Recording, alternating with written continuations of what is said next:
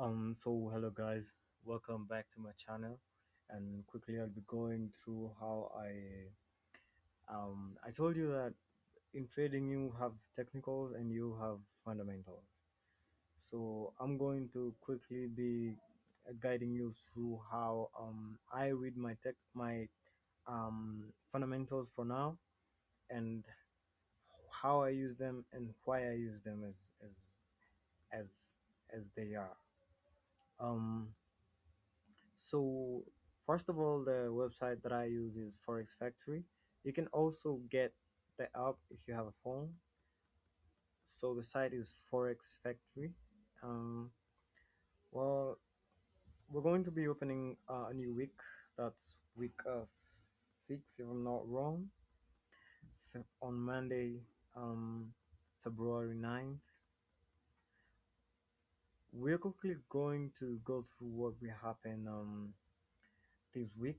First of all, I want to tell you that I strongly hold on my technicals when I am doing my trading, because everything happens outside here, but the end result will always end up to the candlesticks in the charts. So that's why I strongly advise that you stick to the technicals strongly, and you don't just this is how I use the news, okay?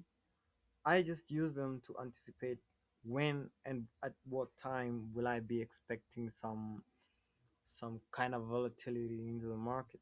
So that's how I use the chart, it in the charts. I don't just do all those shit that I see people do, where you be reading all those data in the outcome, the previous, the forecast, and you will go deep into the details of what's the news events about. So I don't do that. For example, here you can see here on Monday we don't have no high impact news events. On Tuesday we have high impact news events at 4:30 p.m. That's in Nairobi time, but it's 8:30 a.m. New York time. We have core retail sales monthly, and we have retail sales monthly too. So I don't really focus on what's gonna happen here at these data, but I'm gonna focus. What I'm focusing on mostly is at 8:30. I'm gonna be expecting some kind of volatility being injected into the markets. Why? Because that is fear injected into the people, and because people focus so much on this shit and they don't focus on the technical. Can see on Wednesday, that's on February 11th, we have the at 8:30, that's in New York time, but 4:30 at Nairobi time. We have the USD high impact news events, average hourly earnings, non-farm employment change, and unemployment rate. On Thursday, we can see that we have GDP, and that's for the GBP, but I'm not use that. I only use for the USD because I trade gold.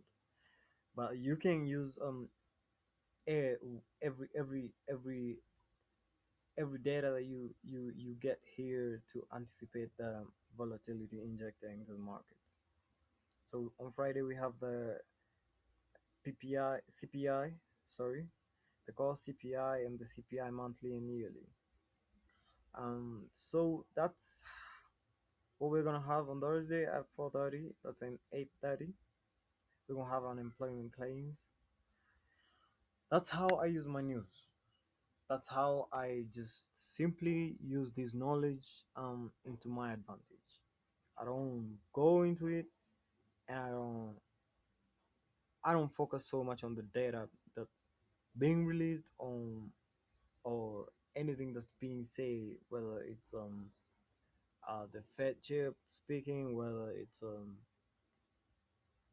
anybody who's just diplomatic and they're just gonna bring fear into the society. I don't listen to them. I just do my own stuff on the technicals, and that's how I do it. Don't ask me nothing more. Don't ask me nothing more.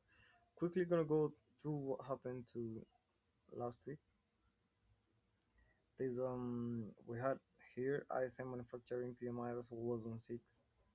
We on Tuesday we have no news events, high impact no news events.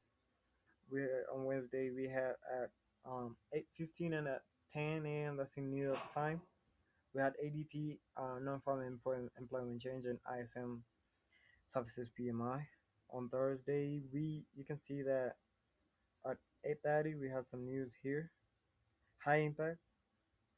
I don't think we got another one at 10 just job opening.